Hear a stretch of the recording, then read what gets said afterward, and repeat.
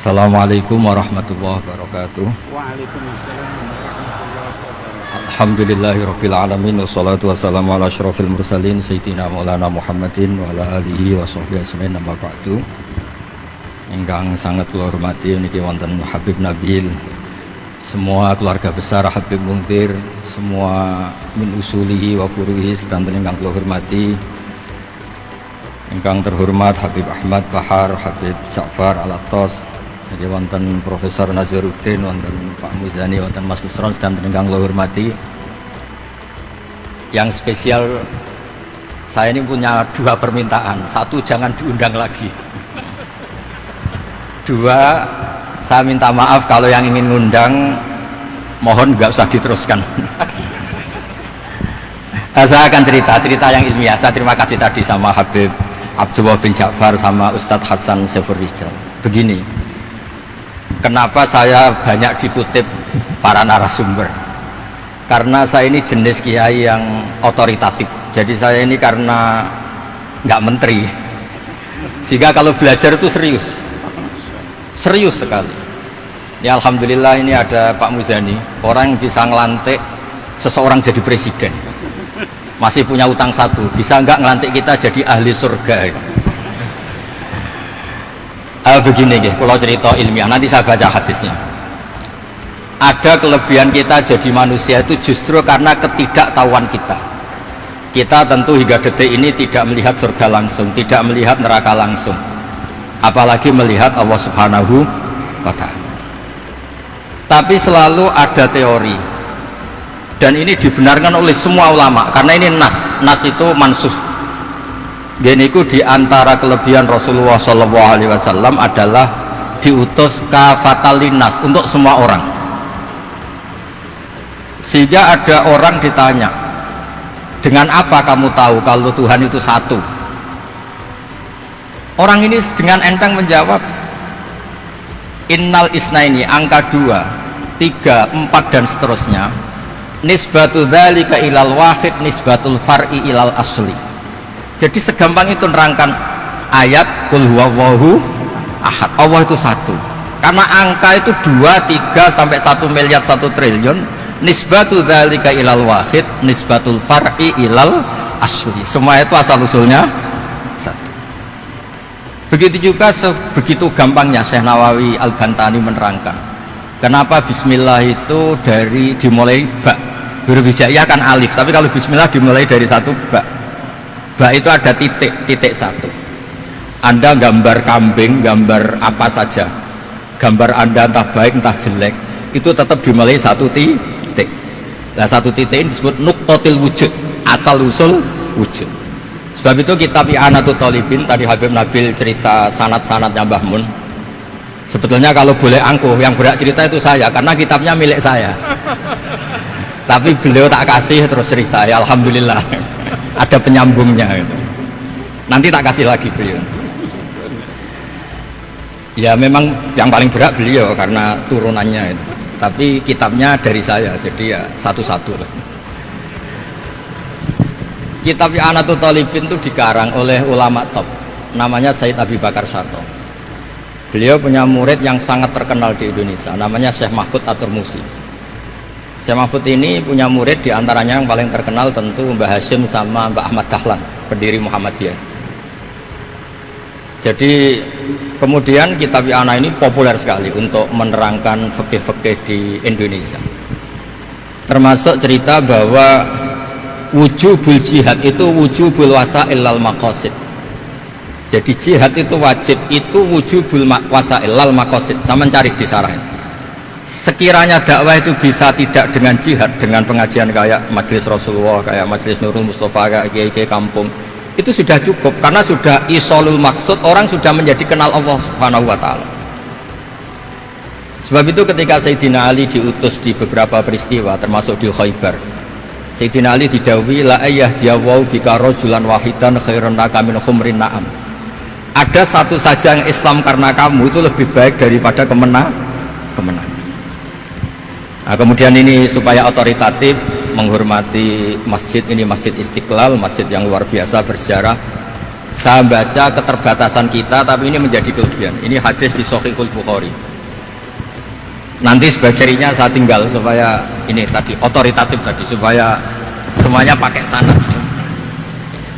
Ini hadis dari Shahihul Bukhari, sehingga Anda tidak perlu tanya ini sahih apa enggak, karena ini di Sahih Bukhari ikutnya nomor hadisnya itu 6408. Monggo kalau mau dihafal. Biasanya jenengan kan hanya apa Arba'in Nawawiyah. Ini hadis ini nomor 6408. Ada keterbatasan yang akhirnya menjadi kelebihan kita, yaitu kita tidak tahu Allah Subhanahu wa taala. Suatu saat para malaikat ditanya, apakah mereka yang membaca tasbih di sini, misalnya di Istiqlal ini, ngerti saya? Kata Allah. Kata malaikat, tidak tahu. Fayaqulu hal ra'auni. Qal fayaqulu la wallah ma ra'auka. Qal fayaqulu kaifa la ra'auni. Yaquluna wa asyadda laka ibadatan wa asyadda laka tamjidan wa aktsara laka tasbihan. Andaikan manusia itu ngerti engkau ya Allah, maka tasbih mereka ini akan lebih dari kita. Saya beri contoh, ini terutama untuk dzurriyyah Rasulullah SAW. Nabi itu manusia, bashar, tapi lakal bashar. Nabi ketika muji Allah Subhanahu wa taala ini supaya kalau sholat jangan hayati. Misalnya pertama muji begini, lakal hamdu mil'us samawati wa mil'ul ardi. Kebanyakan di Jawa memang baca pakai rofaknya mil'u. Tapi di beberapa sanad dibaca mil'ah, itu urusan i'rab lah. Engkau itu saya puji seluas langit dan bumi, seluas langit dan bumi. Seluas langit dan bumi itu nggak keren, karena langit ini tetap mahsurah, as-samawat ini apapun luasnya langit itu tetap terbatas. Bumi apapun luasnya juga terbatas. Apa yang diteruskan oleh Rasulullah SAW? Wa mil'u ma syi'ta min syai'in ba'du. Dan pujian saya ini ya Allah sesuai kehendakmu, sejumlah kehendakmu, karena ini yang tidak terbatas. Begitu juga ketika Nabi dengan keterbatasan sebagai manusia, bukan sebagai habibullah atas nama manusia. Nabi itu punya dua sisi, kadang sebagai bashar, kadang sebagai habibullah, dan sama-sama penting untuk mengawal Islam ini. Saya ulang lagi, sama-sama penting untuk mengawal Islam ini. Ketika Nabi sebagai bashar ngendikan begini, la nufsi Allahumma lakal hamdu hamda yuwafi ni'amaka, misalnya pakai mukhatab, wa yukafi umazidak. Saya memuji engkau ya Allah dengan pujian yang sesuai jumlah nikmatmu, wa yukafi umazidak, dan bisa berserasian dengan tambahan-tambahan nikmatmu. Tapi apapun luasnya nikmat itu terbatas, sehingga Nabi nambahi, la ukhsi thana'an alita anta kama atneta ala nafsik. Saya muji ini tidak terhitung, sama sejumlah pujian yang engkau lakukan. La uksi atau la nuksi thana alika anta kama atneta ala nafsi. Sehingga ini kreasi-kreasi Bani Adam yang malaikat itu tidak bisa. Saya ulang lagi, ini kreasi-kreasi Bani Adam yang bakat malaikat itu tidak bisa. Ini saya baca di kitab Fathul Bari, ini sarahnya kitab Bukhari. Kata Imam, ini saya ulang lagi, ini kata Imam Ibnu Hajar al-Asqalani, pensarah terbaik Bukhari. Jadi Sahihul Bukhari itu punya sarah paling terkenal namanya Fathul Bari. Itu gurunya Syekh Zakaria Al-Ansari. Syekh Zakaria itu dikenal sebagai Syekhul Islam. Itu berkahnya punya guru alim banget, kereng. Ibnu Hajar al-Asqalani itu kereng itu keras. Kalau muridnya tidak bisa itu keras sekali, tapi urusan ngaji saja. Terus punya murid itu pinter sekali, namanya Ibnu Hajar al-Haytami. Jadi beliau kalau mau ngaji ya susah, karena gurunya tuh alim nyuruh baca. Kalau mau ngajar ya susah, muridnya tuh alim takut salah. Jadi akhirnya pinter. Orang punya murid alim alama itu kan bingung. Makanya saya tidak suka kalau Profesor Nazar ngaji saya, nanti ngoreksi repot. Sudah gitu Islamnya beliau formal karena Menteri Agama, saya non formal. Lama-lama Islamnya beliau legal, saya ilegal. Kan jadi repot nanti. Makanya tadi tak bully, tak cocokkan. Kalau jenengan Menteri Agama sampai akhirat berarti top. Tapi kayaknya di akhirat saya yang ngelamar jadi Menteri Agama. Tidak, ini nggak penting. Ini hanya gejolokan saja supaya kelihatan bahwa menteri pun juga warga nopo Indonesia.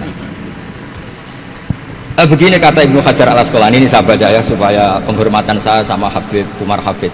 Saya ini baca kitab beliau khatam serius, namanya Taujihun Nabi li Mardhati Bari, yang ditulis oleh Ustadz Fahmi bin Ali bin Ubaidun. Saya baca banyak, termasuk ketika beliau punya manhaj yang tidak populer, kata beliau fala buddha antuwattina nafsaka ala annana khudamatu hadal kaun. Kamu harus yakin bahwa tugas kiai, tugas ulama itu khudamatu hadal kaun, mengkhidmati semua alam raya ini.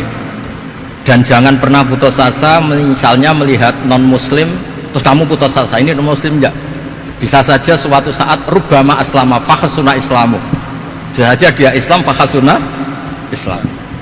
Nah, ini wirasah nabawiyah, karena dulu Nabi ketika dari kampung Abdi Yalil dan disakiti, malaikat Jibal itu usul supaya kampung itu dihabisi, kata Nabi apa? La bal arju ayukhrijawah min aslabihim ma ya'budu wa la yusyriku bihi syai'an. Bisa saja bapaknya masih kafir, anaknya Islam, cucu-cucunya nopo Islam. Kayak apa Nabi itu? Rojaknya Masya Allah.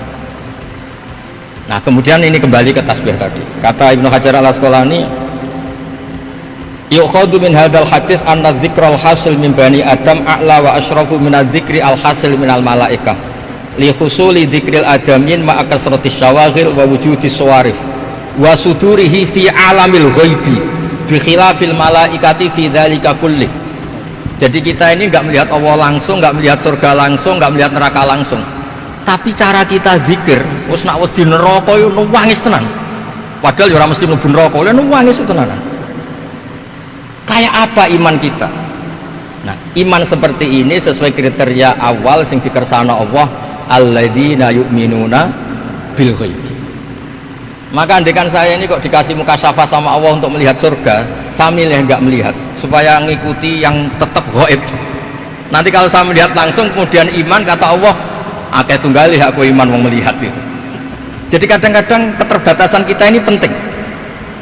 Makanya masyhur Nabi pernah ngendikan tuba liman ro'ani wa amanabi, tapi wa tuba liman lam yaroni wa amanabi. Kalau orang melihat saya kemudian iman itu biasa.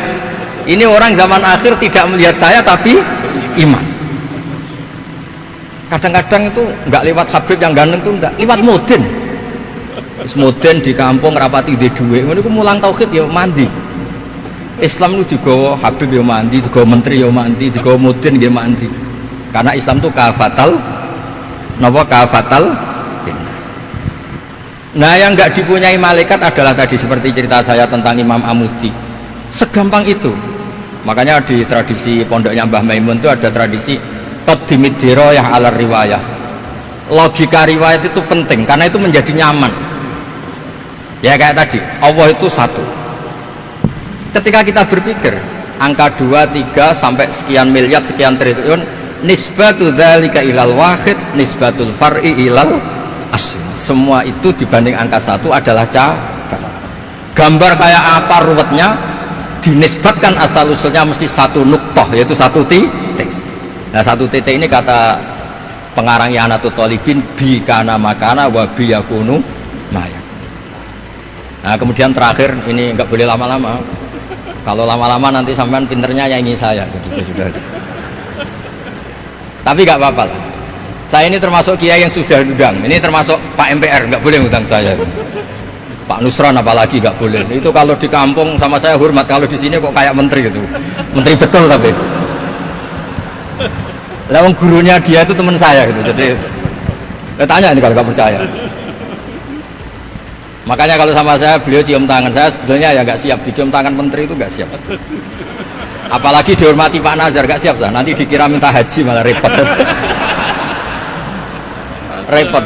Saya ini tadi bisik-bisik itu urusannya ilmu tasawuf, ya ada urusannya dengan haji. Nah, cocokan. Kenapa beliau suka ilmu tasawuf? Saya kan sering lihat beliau ceramah di TV. Katanya obat Gus obat. Orang kalau belajar tasawuf kan kepenak itu.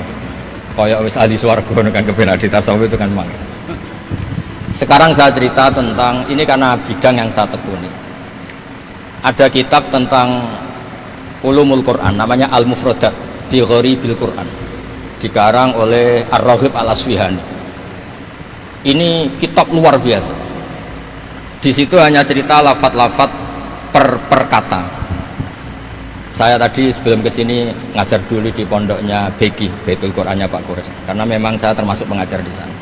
Artinya kalau saya sering ke situ jangan iri, memang saya termasuk pengajar di sana. Termasuk pengajar yang keren maksudnya. Keren itu artinya pakai referensi, bukan asal.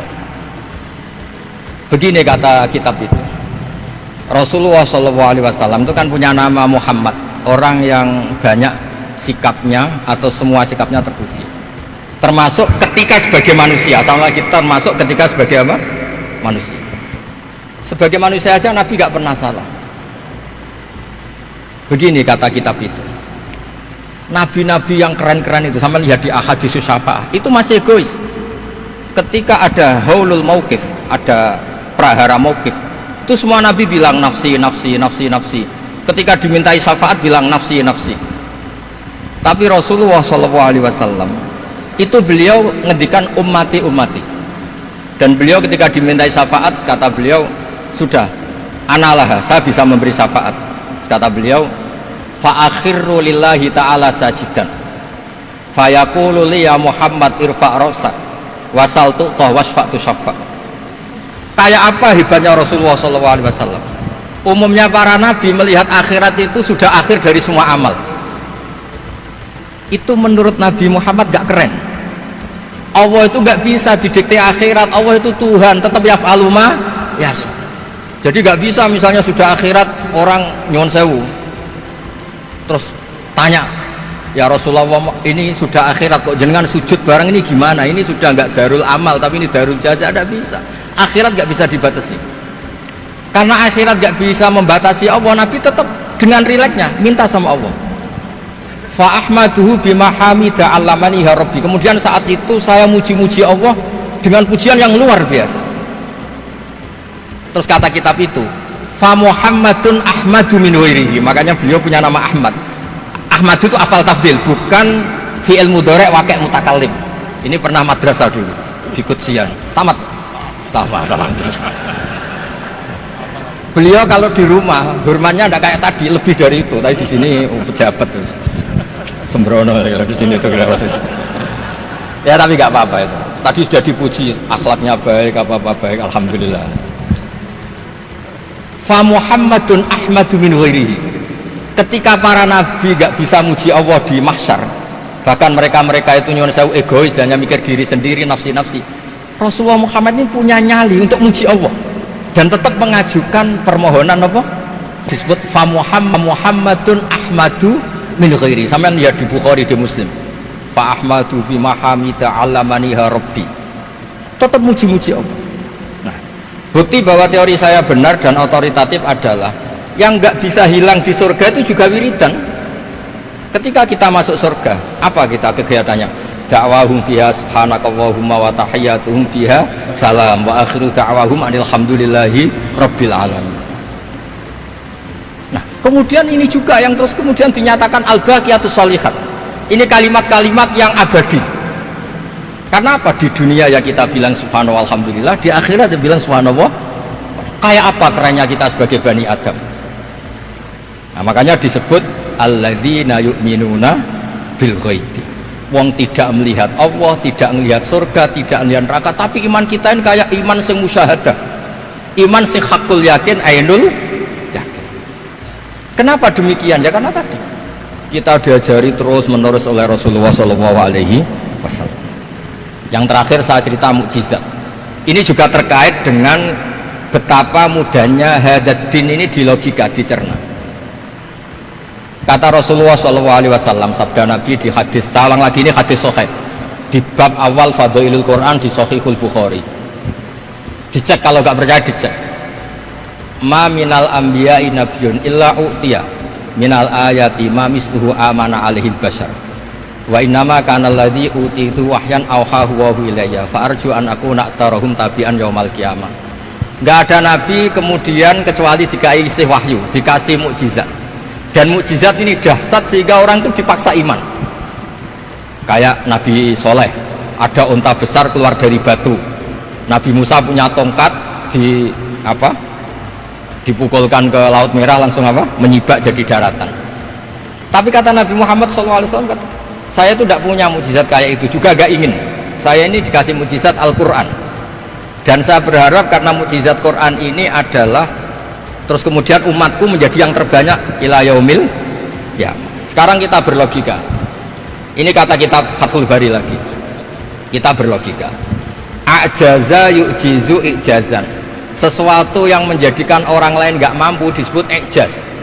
Kemudian karena ayat menjadi mukjizat, sesuatu yang kita sepakat tidak mampu.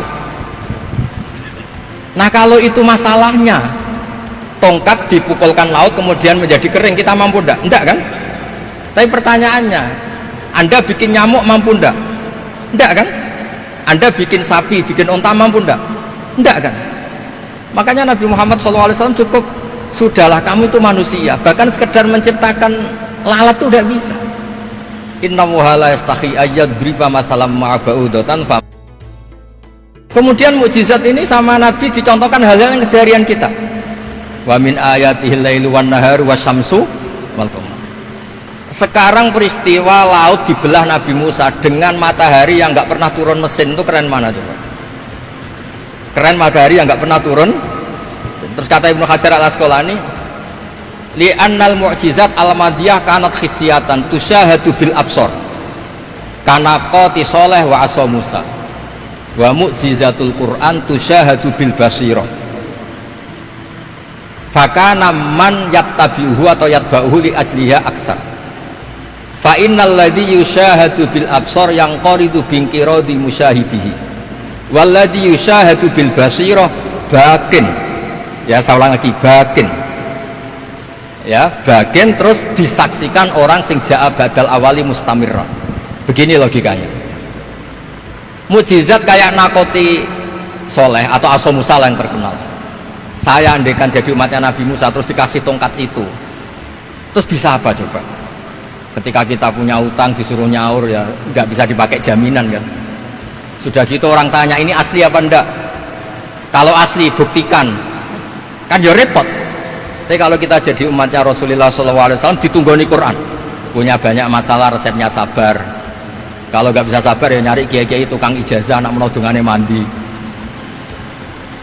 Karena orang mensifati Allah itu macam-macam.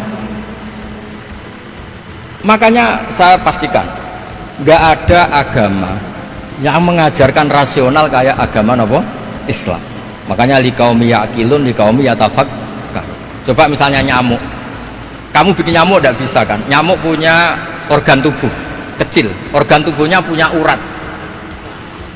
Kamu mikirnya kayak apa? Sekedar bikin patungnya saja tidak bisa, apalagi bikin nyamuk. Jadi untuk mengakui kudronya Allah yang tidak terbatas dan kita lemah, itu tidak usah nunggu peristiwa kayak terbelahnya laut. Cukup wa ma min dabatin fil ardi wala ta'ir yatiru bi janahihi illa umamun amsalukum inna fi khalqis samawati wal ardi wakhtilafil laili wan nahar, seterusnya la ayatil liqaumi yaqil. Nah gara-gara pola yang diajarkan Nabi itu ila yaumil qiyamah orang tetap Islam karena nyaman dengan kepastian mukjizat ini baqiyah ila yaumil qiyamah. Itu kayak apa baiknya Nabi. Makanya saya suka tadi burda yang dibaca, ada ulama kayak Muhammad bin Said Al-Busiri yang ngarang burda. Itu kalau berpikir itu sederhana, ngeten lho Gusti, malah nerangno pangeran. Lama da'awa da'ina li ta'ati bi akramir rusli kuna akramal umami. Ngeten lho Gusti, karena Rasul Muhammad itu terbaik, ya logikanya umatnya juga terbaik. Jadi lama da'awa da'ina li ta'atihi bi akramir rusli mesti kuna akramal umami. Jadi burda ini saking manjanya sama Allah sampai bilang gini, wala yadhiqa Rasulullah jahuka bi idal karimu tajalla bismimun takim. Ya Allah, engkau telah menamai Nabi engkau itu Raufur Rahim, yang penuh kasih sayang, yang sohibus syafaat.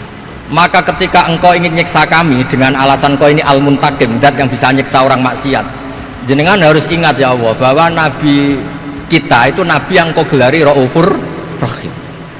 Ya kalau gitu jangan jadi nyiksa. Terus gunanya apa digelari Raufur Rahim raiso nyafaati gitu. Itu jenenge wala yadhiqa Rasulullah jahuka bi idal karimu tajalla bismillah. Terus fa inna min judika dunya wa darrataha wa min ulumika ilmal lauhi wal qalam. Dan itu juga yang dibuktikan Rasulullah SAW. Sampai beliau ngendikan likulli nabiyyin da'watun mustajabah wa akhtabi da'wati syafa'atan ummati yaumal qiyamah. Semua nabi itu punya doa yang mustajab dan semuanya sudah dipakai di dunia. Tapi saya menyimpan jatah itu supaya saya tetap punya hak syafaat fi yaumil qiyamah. Terus ini bukti-bukti bahwa ilmu yang selama ini diajarkan para habaib, para kiai itu otoritatif. Saya hanya bantu jenengan memastikan kalau hadis itu sahih dimaknai oleh ulama-ulama yang kredibel. Ya, perjanjian terakhir tadi saya ini termasuk kiai yang sergap. Tanya Mas Nusron, Pak Muzani juga pernah ke rumah saya. Meja saya itu isinya ya kitab. Habib Nabil pernah ke kamar, isinya kitab. Jadi kalau jenengan ngundang saya itu berhadapan-hadapan sama hukumnya Allah, yaitu ganggu orang belajar gitu aja. Mohon ngoten mawon. Assalamualaikum warahmatullahi wabarakatuh.